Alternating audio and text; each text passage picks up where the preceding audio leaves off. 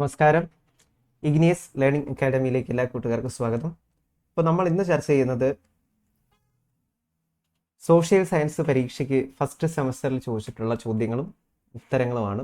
അപ്പോൾ social സയൻസിനകത്ത് 2 പേപ്പറാണുള്ള pedagogy, theoretical perspectives. അപ്പോൾ 2 പേപ്പറിലെയും ചോദ്യങ്ങൾ ഇതിനകത്ത് ഉൾപ്പെടുത്തിയിട്ടുണ്ട്. അപ്പോൾ വീഡിയോ അവസാനം വരെ കാണാൻ ശ്രദ്ധിക്കുക. അതുപോലെ തന്നെ മറ്റ് ജനറൽ പേപ്പറിൻ്റെ ക്വസ്റ്റ്യൻസും ഓപ്ഷണൽ പേപ്പേഴ്സും ഗ്രൂപ്പിനകത്ത് ആഡ് ചെയ്തിട്ടുണ്ട്. അപ്പോൾ ആ വീഡിയോസും കാണാത്തവരുണ്ടെങ്കിൽ കാണുക. കേട്ടറ്റ്, സെറ്റ്, സീടെറ്റ് അതുപോലെ BEd ഫൈനൽ സെമസ്റ്റർ MCQ പരീക്ഷകൾക്ക് സ്ഥിരമായിട്ട് ഇൻറ്റൻസീവായിട്ടുള്ള കോച്ചിങ് നൽകുന്ന സ്ഥാപനമാണ് ഇഗ്നിയസ് അക്കാഡമി. അപ്പോൾ നമ്മുടെ ക്ലാസ്സുകളിൽ വളരെ സ്ട്രക്ചേർഡ് ആയിട്ടുള്ള കണ്ടന്റുകൾ നിങ്ങൾക്ക് ലഭ്യമാകുന്നു. അപ്പോൾ നമ്മുടെ ക്ലാസ്സുകളിൽ കൂടി ജോയിൻ ചെയ്യാൻ ശ്രദ്ധിക്കുക. അതുപോലെ നമ്മുടെ വീഡിയോ ഇഷ്ടമായെങ്കിൽ ലൈക്ക് ചെയ്യുക, ഷെയർ ചെയ്യുക, സബ്സ്ക്രൈബ് ചെയ്യുക. അപ്പോൾ ഒന്നാമത്തെ ചോദ്യം, ഒപ്പറൻ്റ് കണ്ടീഷനിങ് എന്ന് പറയുന്ന ആരുമായി ബന്ധപ്പെട്ടിരിക്കുന്നു എന്നാണ് ചോദ്യം. അപ്പോൾ ഇത് നമ്മൾ സൈക്കോളജിയിൽ ഓൾറെഡി നമ്മൾ ഡിസ്കസ് ചെയ്തതാണ്. ഒപ്പറൻ്റ് കണ്ടീഷനിങ് ആരുമായി ബന്ധപ്പെട്ടതാണ്? Operant conditioning പാവ്ലോവിൻ്റെതാണ്. അപ്പോൾ ഓപ്പറേഷൻ നടത്തുന്നത് സ്കിന്നിലാണ്. ഒപ്പറൻ്റ് കണ്ടീഷനിങ് സ്കിന്നറിൻ്റെതാണ് കേട്ടോ. ഒപ്പറൻ്റ് കണ്ടീഷനിങ് സ്കിന്നറിൻ്റെതാണ്. ഓപ്പറേഷൻസ് നടത്തുന്നത് സ്കിന്നിലാണ്. ഓക്കെ, സ്കിന്നറുമായിട്ട് ബന്ധപ്പെട്ടതാണ് operant conditioning theory. Operant conditioning സ്കിന്നറിൻ്റെതാണ്. സ്കിന്നർ ഒപ്പറൻ്റ് കണ്ടീഷനിങ്, അല്ലെങ്കിൽ അതിൻ്റെ മറ്റൊരു പേരാണ് instrumental conditioning. Instrumental conditioning. Instrumental conditioning.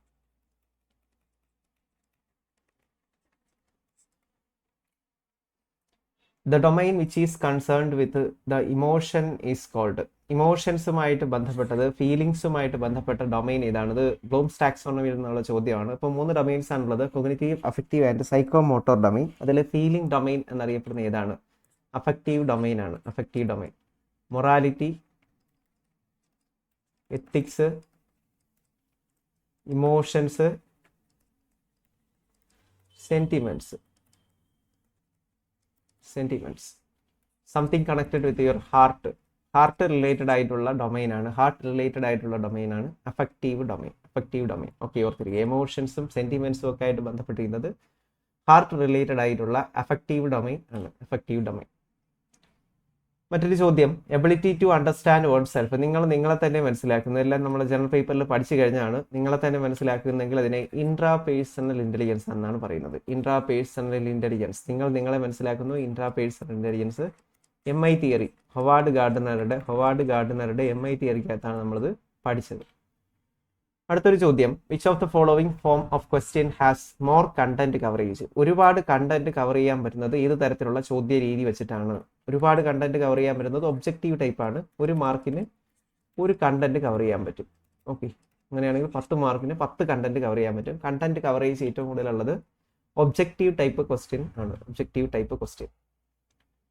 Not related to taxonomy of education objectives. Taxonomy of education ഒബ്ജക്റ്റീവുമായിട്ട് ബന്ധമില്ലാത്ത വ്യക്തി ആരാണ്? Krathwohl, RH Dave, Benjamin S Bloom. ഇവർ 3 പേരും ബന്ധപ്പെട്ടിരിക്കുന്നു, ടാക്സോണമിയുമായിട്ട് ബന്ധപ്പെട്ടിരിക്കുന്നു. എന്നാൽ ബന്ധമില്ലാത്ത ആരാണ്? ജീൻ പിയാഷെയാണ്. ജീൻ പിയാഷെ ഒരു ബയോളജിസ്റ്റ് ആണ്. അദ്ദേഹം ജനറ്റിക് എപ്പിസ്റ്റമോളജി തിയറിയാണ് കൊണ്ടുവന്നത്. അപ്പോൾ Benjamin S Bloom, RH Dave, Krathwohl ഇവരെല്ലാവരും എന്തുമായി ബന്ധപ്പെട്ടതാണ്? ഒബ്ജക്റ്റീവ്സിന്റെ ടാക്സോണമിയുമായിട്ട് ബന്ധപ്പെട്ടിരിക്കുന്നു. ബേസിക് കൊഗ്നിറ്റീവ് സ്ട്രക്ചറിനെ പിയാഷെ എന്തെന്നാണ് വിളിച്ചത്? സിമ്പിളാണ്, നമ്മൾ നേരത്തെ പഠിച്ച കാര്യം തന്നെയാണ്. Schema is the basic building block of thinking.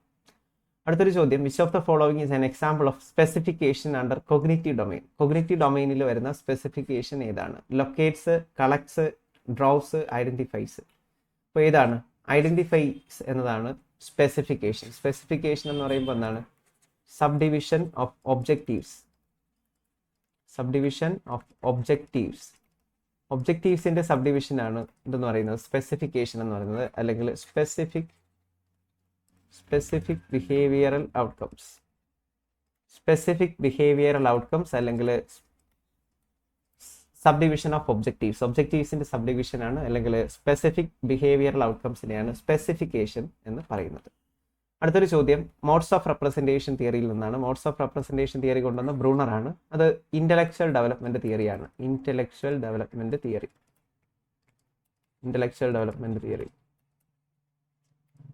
ഇപ്പോൾ മോഡ്സ് ഓഫ് റെപ്രസെന്റേഷനിൽ വരുന്നത് ഏതെന്നാണ് ചോദ്യം. മോഡ്സ് ഓഫ് റെപ്രസെന്റേഷനിൽ 3 മോഡ്സ് ഓഫ് റെപ്രസെന്റേഷൻ ആണുള്ളത്. enactive mode, enactive representation, iconic representation and symbolic representation. അപ്പോൾ എനാക്റ്റീവ്, ഐക്കോണിക്, സിംബോളിക് ഇങ്ങനെയുള്ള 3 സ്റ്റേജസിനെ കുറിച്ച് പറഞ്ഞ തിയറി ഏത് തിയറിയാണ്? Modes of representation theory. Modes of representation theory ആരുമായി ബന്ധപ്പെട്ടിരിക്കുന്നു? ബ്രൂണറുമായിട്ട് ബന്ധപ്പെട്ടിരിക്കുന്നു. അപ്പോൾ മോഡ്സ് ഓഫ് റെപ്രസെൻറ്റേഷൻ തിയറി ബ്രൂണറുമായിട്ട് ബന്ധപ്പെട്ടിരിക്കുന്നു. Enactive, iconic and symbolic staging. What is teaching through deductive method? Deductive method എന്ന് പറയുമ്പോൾ എങ്ങനെയാണ്? Deductive reasoning general to specific എന്നാണ്. നമുക്കൊരു കോഡുണ്ട്. ഡിഡക്റ്റീവ് റീസണിങ്ങിന് നമുക്കൊരു കോഡുണ്ട്. DGP. Deductive reasoning is from general to particular എന്ന രീതിയിൽ പഠിപ്പിക്കുന്നത് തന്നെയാണ് ഡിഡക്റ്റീവ് റീസണിങ് എന്ന് പറയുന്നത്. ഡിഡക്റ്റീവ് റീസണിങ് ഇൻട്രൊഡ്യൂസ് ചെയ്തത് അരിസ്റ്റോട്ടിലാണ്. അരിസ്റ്റോട്ടിൽ. ഇനി ഇതിന്റെ ഓപ്പോസിറ്റ് ആണ് ഇൻഡക്റ്റീവ് റീസണിങ് എന്ന് പറയുന്നത് കൊണ്ടുവന്നത് ഫ്രാൻസിസ് ബേക്കൺ ആണ്. Francis Bacon.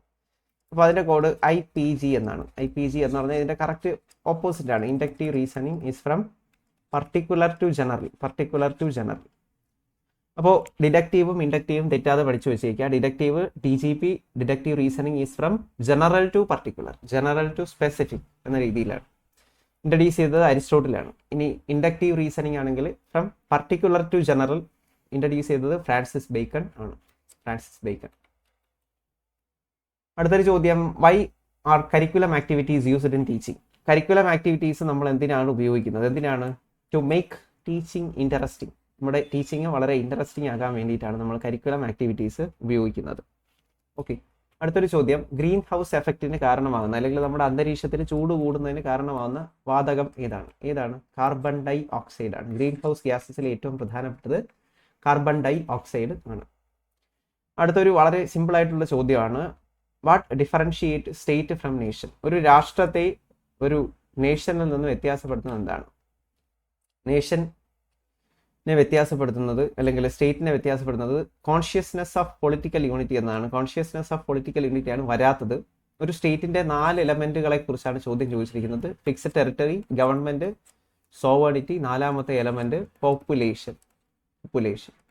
അപ്പോൾ ഒരു സ്റ്റേറ്റിന്റെ 4 എലമെന്റുകളാണുള്ളത്. Fixed territory, government, sovereignty and population. അപ്പോൾ ഇത് എല്ലാം സ്റ്റേറ്റുമായിട്ട് ബന്ധപ്പെട്ടതാണ്. എന്നാൽ കോൺഷ്യസ്നെസ് ഓഫ് പൊളിറ്റിക്കൽ യൂണിറ്റി അത് സ്റ്റേറ്റുമായിട്ട് ഡയറക്റ്റ്ലി കണക്റ്റഡ് അല്ല.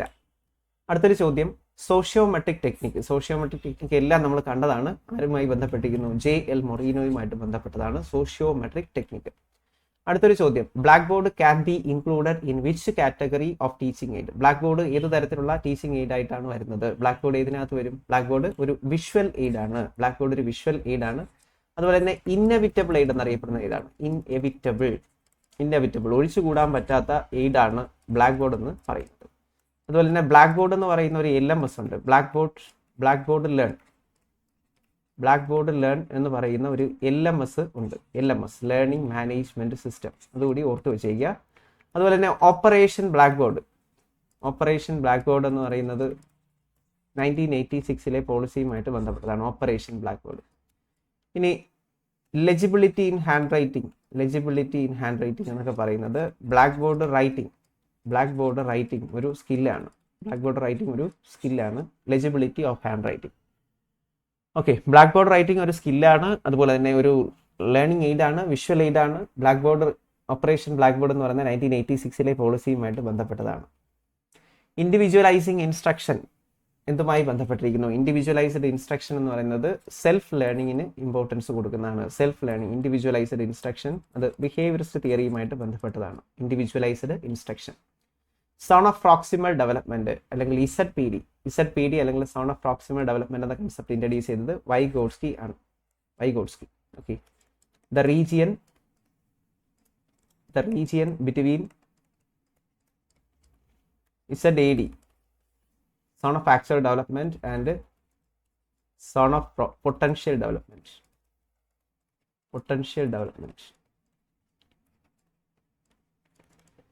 Okay, region between ZAD and ZPD.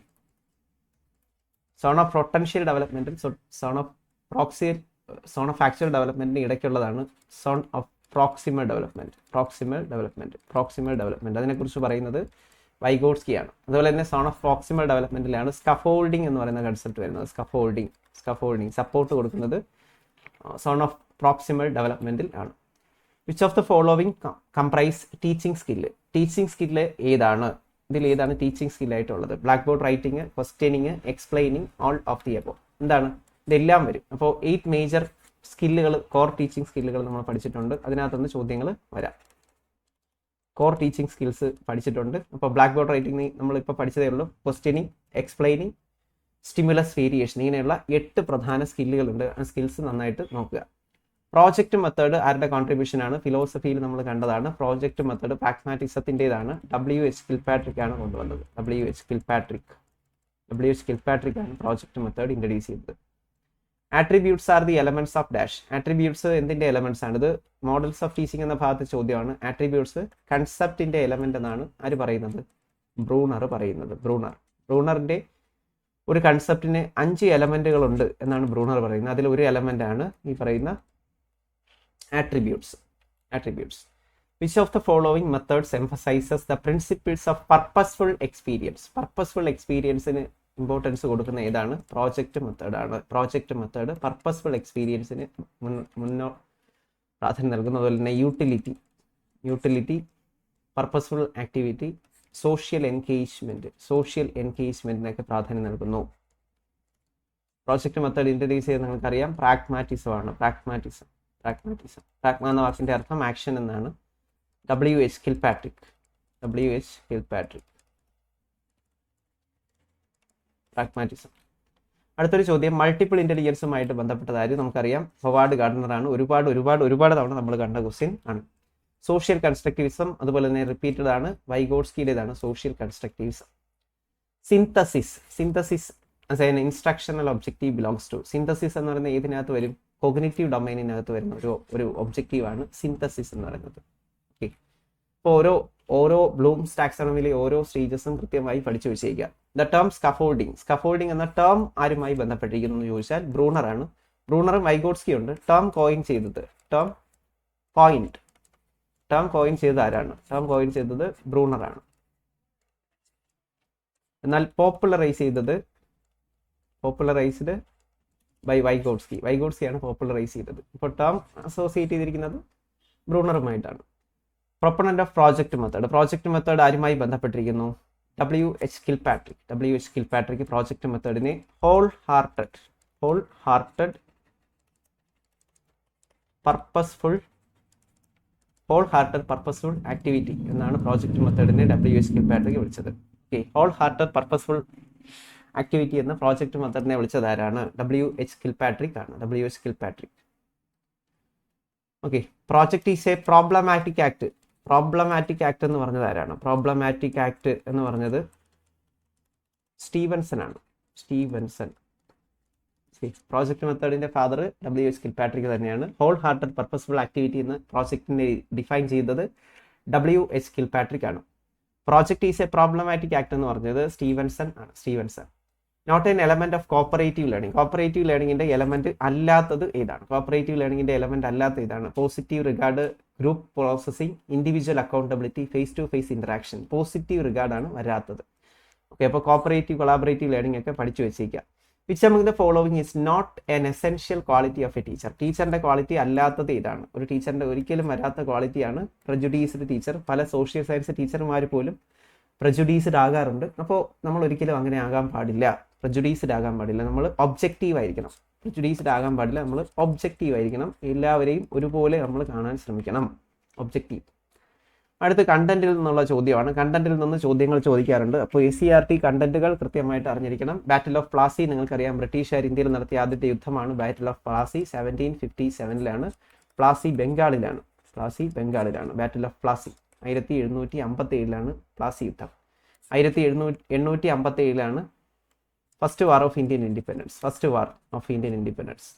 അല്ലെങ്കിൽ ഷിപ്പോയി മ്യൂട്ടിനി.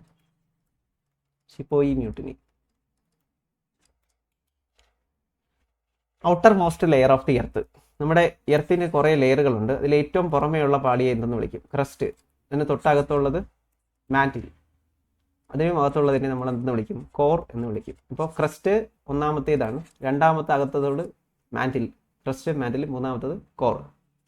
അപ്പോൾ ഇതിൽ മോസ്റ്റ് ഔട്ടർ ലെയർ, ഏറ്റവും പുറമേ ഉള്ള പാളി ഏതാണ്? അത് ക്രസ്റ്റ് തന്നെയാണ്. ക്രസ്റ്റ് തന്നെയാണ്. കോണ്ടിനെൻ്റൽ ക്രസ്റ്റ് ഉണ്ട്, കോണ്ടിനെൻ്റൽ ക്രസ്റ്റ് ഉണ്ട്, അതുപോലെ തന്നെ ഓഷ്യാനിക് ക്രസ്റ്റും ഉണ്ട്, oceanic crest.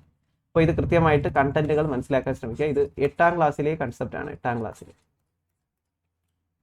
Which word was inserted to the preamble of Indian Constitution by 42nd Amendment? 42nd Amendment അനുസരിച്ചിട്ട് 42nd Amendment അനുസരിച്ചിട്ട് ഇന്ത്യൻ കോൺസ്റ്റിറ്റ്യൂഷനിൽ ആഡ് ചെയ്തത് ഏതാണ്? ഏത് വാക്കുകളാണ്? 3 വാക്കുകളാണ് കൂട്ടിച്ചേർത്തത്.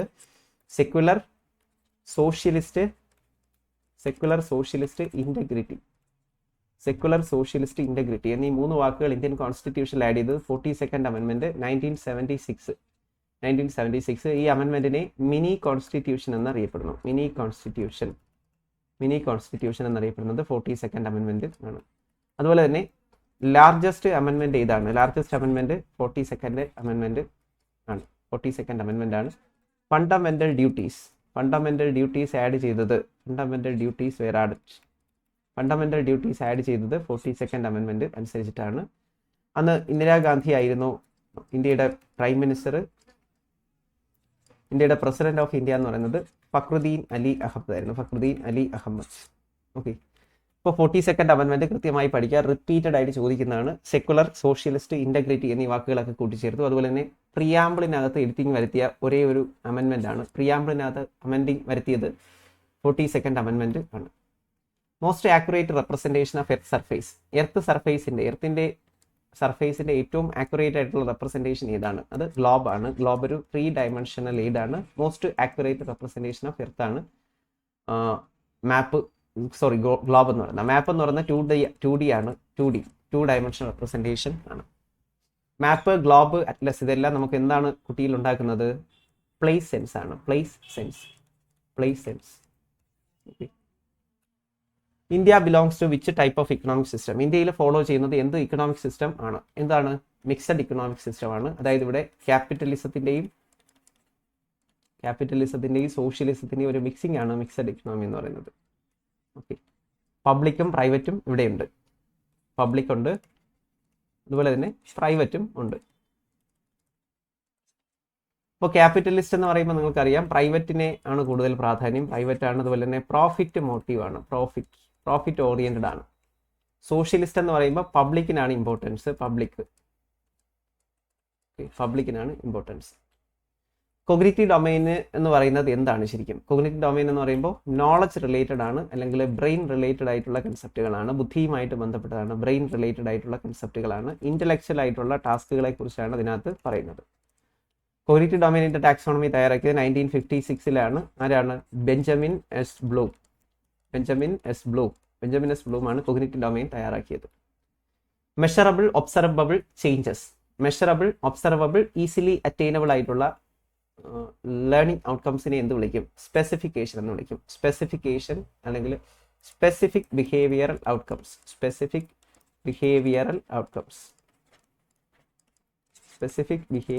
ഔട്ട്കംസ് എന്നും ഇതിനെ വിളിക്കാറുണ്ട്.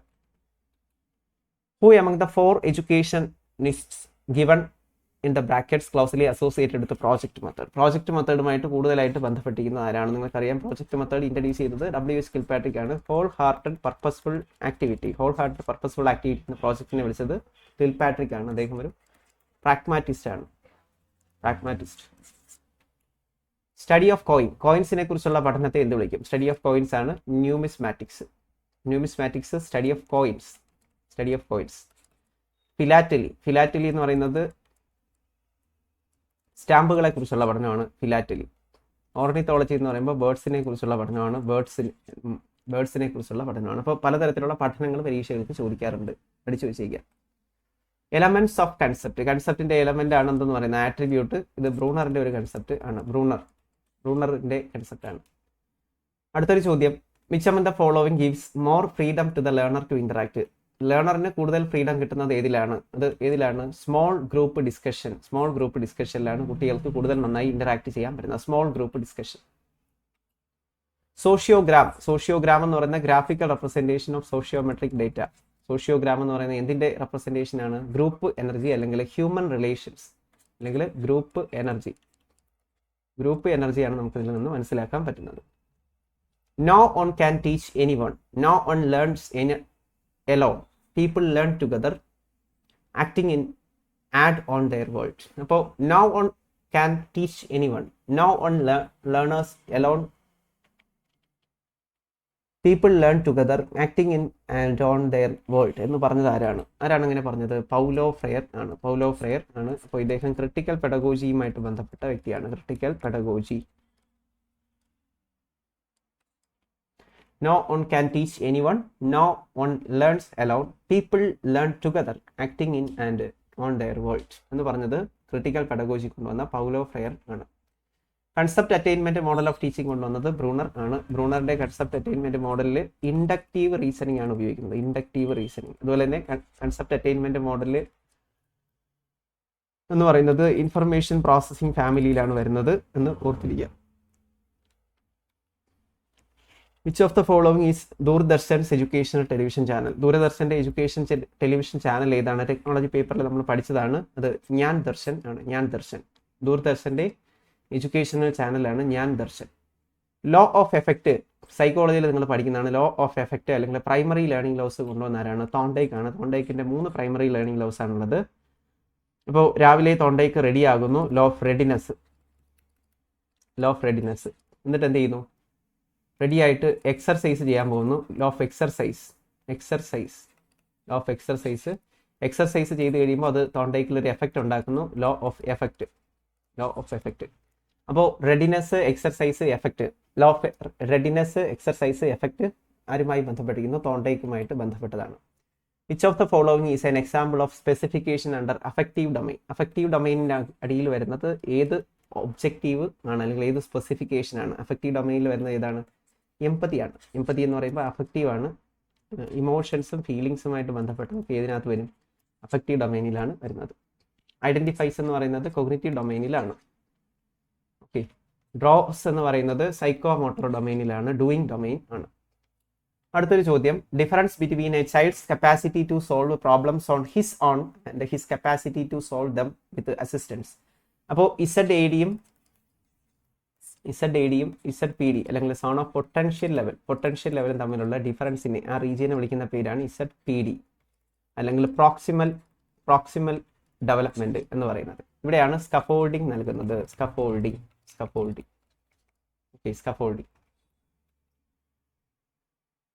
അടുത്തൊരു ചോദ്യം ബ്ലൂംസ് ടാക്സോണമിയിൽ നിന്നാണ്. Ability of an individual to put together elements or parts so as to form an functional whole or a new pattern.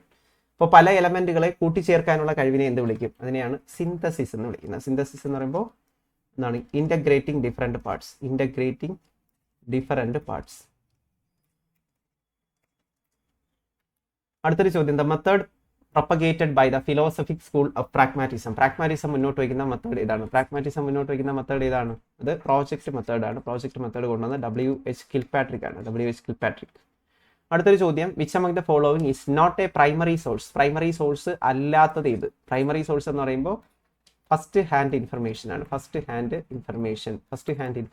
ആണ്. അത്രയും ഒത്തന്റിക് ആയിട്ടുള്ള ഇൻഫർമേഷൻ ആണ്. ഏറ്റവും ഒത്തന്റിക് ആയിട്ടുള്ള ഇൻഫർമേഷൻ ആണ്. അപ്പോൾ ഫസ്റ്റ് ഹാൻഡ് ഇൻഫർമേഷൻ അല്ലാത്തത് അല്ലെങ്കിൽ പ്രൈമറി അല്ലാത്ത ഏതാണ്? പബ്ലിഷ്ഡ് വർക്കുകളാണ് അല്ലെങ്കിൽ ബുക്കുകളാണ്. പബ്ലിഷ്ഡ് വർക്കുകളൊക്കെ സെക്കൻഡറി ആണ്. Secondary. Okay. Creative writing, first writings, speeches, statistical data ഇതെല്ലാം പ്രൈമറി ആണ്. മൾട്ടിമീഡിയ എന്ന ടേം ഇൻട്രൊഡ്യൂസ് ചെയ്തത് ആരാണ്? മൾട്ടിമീഡിയ എന്ന ടേം ഇൻട്രൊഡ്യൂസ് ചെയ്തത് ബോബ് ഗോൾഡ്സ്റ്റെയിൻ ആണ്. Bob Goldstein coined the term multimedia. Who proposed NCF as a means of evolving a national system of education? 1986 പോളിസിയാണ് ഇപ്രകാരം അഭിപ്രായപ്പെട്ടത്. Create is an objective included in Bloom's taxonomy of educational objectives under the category of. അപ്പോൾ creating എന്ന് പറയുന്ന പിന്നീട് ഏതിനകത്ത് കൂട്ടിച്ചേർക്കുന്നു? Revised Bloom's ടാക്സോണമിയിൽ ആണ്. Revised Bloom's taxonomy cognitive domain ആണ്. അപ്പോൾ ക്രിയേറ്റ് കോഗ്നിറ്റീവ് ഡൊമൈനിലാണ് വരുന്നത്. പ്ലാനിങ് ഓഫ് ഇൻസ്ട്രക്ഷൻ ഇതിനൊക്കെ ആവശ്യമുണ്ട്. ഫോർ എഫക്റ്റീവ് ടീച്ചിങ്, എഫക്റ്റീവ് ടീച്ചിങ്ങിന് പ്ലാനിങ് സഹായിക്കുന്നു. For presenting the content in logical and systematic way. അപ്പോൾ എഫക്റ്റീവായിട്ടും ലോജിക്കലായിട്ടും സീക്വൻഷ്യലായിട്ടും സിസ്റ്റമാറ്റിക് വേയിലും കാര്യങ്ങൾ അറേഞ്ച് ചെയ്യുന്നതിന് നമുക്ക് ഇൻസ്ട്രക്ഷണൽ പ്ലാനിങ് സഹായിക്കും. To save time and effort, അപ്പോൾ സമയവും എഫക്റ്റും ഒക്കെ സേവ് ചെയ്യുന്നതിന് എന്തിന് സഹായിക്കും? ഈ പറയുന്ന എഫർട്ടാണ് കേട്ടോ, എഫർട്ടൊക്കെ സേവ് ചെയ്യുന്നതിന് ഇൻസ്ട്രക്ഷണൽ പ്ലാനിങ് സഹായിക്കും. ഓൾ ദി എബോവ് എന്നതാണ് ശരി, ഓൾ ദി എബോവ് എന്നതാണ് ശരി. ഓക്കെ, അപ്പോൾ ഇത് ഫസ്റ്റ് പാർട്ട് വീഡിയോ ആണ്. വീഡിയോ ഇഷ്ടമായെങ്കിൽ ഷെയർ ചെയ്യുക, ലൈക്ക് ചെയ്യുക, സബ്സ്ക്രൈബ് ചെയ്യുക. അതുപോലെ തന്നെ നിങ്ങളുടെ കൂട്ടുകാർക്ക് അയച്ചു കൊടുക്കാൻ മറക്കരുത്. Thank you.